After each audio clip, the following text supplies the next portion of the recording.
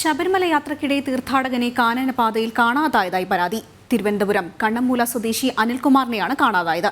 Forest ഓഫീസിലും പമ്പ പോലീസിലും പരാതിപ്പെട്ടിട്ടും കൃത്യമായ അന്വേഷണം ഉണ്ടായില്ലെന്ന് ബന്ധുക്കൾ പറയുന്നു.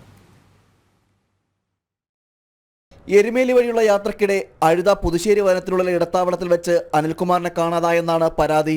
വൈകിട്ടോടെ ഇടത്താവളത്തിൽ വിരിവെച്ച് വിശ്രമിക്കാൻ കിടന്നു. പുലർച്ചെ ഒപ്പമുണ്ടായിരുന്നവർ ഉറക്കമുണർന്നപ്പോൾ അനിൽകുമാറിനെ കാണാനില്ലെന്ന വിവരം അറിയുന്നതെന്നും സഹയാത്രികൾ സൂചിപ്പിക്കുന്നു.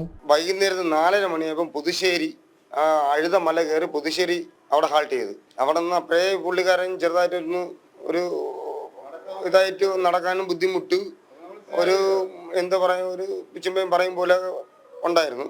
അന്ന് രാത്രി മൊത്തം നമ്മൾ വെളുപ്പാങ്കാലത്ത് 4:30 മണി വരെ നമ്മൾ പുള്ളിക്കാരൻ്റെ കൂടെ ഉറക്കൊഴിഞ്ഞിരുന്നു. നമ്മളൊന്ന് ജസ്റ്റ് ഒന്ന് മയങ്ങിപ്പോയി. 5:30 മണിയായപ്പം നമ്മൾ കണ്ണു തുറന്നപ്പോൾ പുള്ളിക്കാരൻ മിസ്സായിപ്പോയി. പുള്ളിക്കാരൻ ഇരുമുടി കെട്ട്, ഈ ബാഗ് ഇതെല്ലാം വച്ചിട്ടാണ് പുള്ളിക്കാരൻ പോയിരിക്കുന്നത്. യാത്രക്കിടയിൽ അനിൽകുമാർ മാനസികാസ്വാസ്ഥ്യം പ്രകടിപ്പിച്ചതായും ഒപ്പമുണ്ടായിരുന്നവർ വ്യക്തമാക്കുന്നു. കാണാതായതിനെ തുടർന്ന് ഫോറസ്റ്റ് ഓഫീസിലും പമ്പ പോലീസിലും ഇടുക്കി പെരുവന്താനം പോലീസിലും പരാതിപ്പെട്ടിട്ടും നടപടിയുണ്ടായില്ലെന്നും സംഭവത്തിൽ ദുരൂഹതയുള്ളതായും ബന്ധുക്കൾ ആരോപിക്കുന്നു. പുള്ളി മിസ്സിംഗ് ആയിട്ട് പുതുശ്ശേരി അഴുത എന്ന് പറഞ്ഞ സ്ഥലത്താണ്. അവിടുത്തെ പോലീസ് സ്റ്റേഷനിൽ നമ്മൾ പരാതി കൊടുത്തിട്ടുണ്ട്.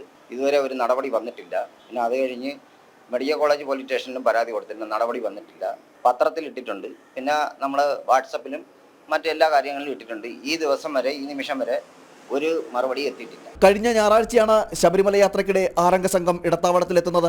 അനിൽകുമാറിനെ കാണാതായതിനെ തുടർന്ന് പരാതിപ്പെട്ട സമയത്ത് കൃത്യമായ അന്വേഷണം നടത്താൻ സാധിക്കാത്തതാണ് കണ്ടെത്താൻ കഴിയാത്തതിന് കാരണമെന്നും ബന്ധുക്കൾ പറയുന്നു. അവിവാഹിതനായ അനിൽകുമാർ മാതാവുമൊത്താണ് കണ്ണമ്മൂലയിലെ വസതിയിൽ താമസിച്ചത്. ജനം, തിരുവനന്തപുരം.